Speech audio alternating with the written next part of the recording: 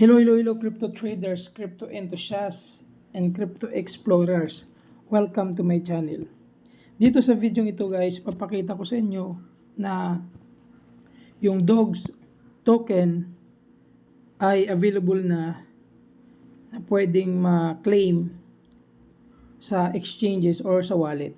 So, sa mga may DOGS dyan, open your account sa Telegram, then lalabas itong deposit to exchange and click mo lang yan.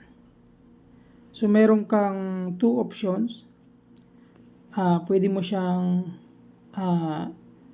deposit sa exchanges or sa wallet. Okay? Yan. So yung non-custodial wallet, available after the listing pa. So yung mga non-custodial wallet, ito yung mga wallet na kagaya ng Trust Wallet, MetaMask, or other wallet na non-custodial. So, matagal-tagal pa yan. Pero itong wallet in Telegram, ito yung mga wallet natin na ginawa sa Telegram na connect na Undertone network. So, ito naman exchanges kung saan malilis si DOGS. So doon nyo yun pwedeng i-directa na i-claim papunta doon. So ako, gagawin ko, so i-claim ko siya via wallet Telegram. Yan. Click ko lang itong continue. So, ako dito, click ko itong wallet in Telegram. Tapos, continue. Yan, nakalagay verification complete. So, return to DOGS.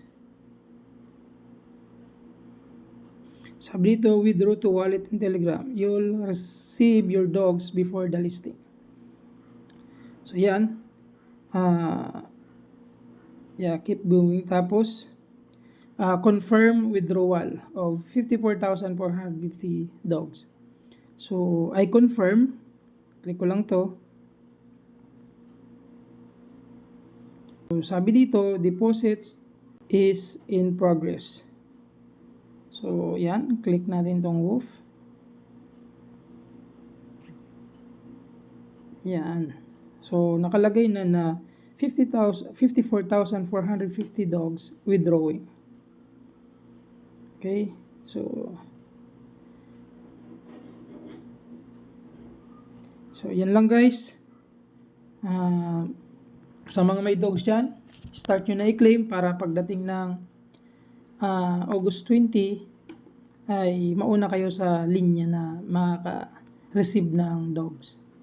So huwag nyo nang antayin na mag-request kayo ng claim sa sa August 20. So ngayon pa lang claim na kayo.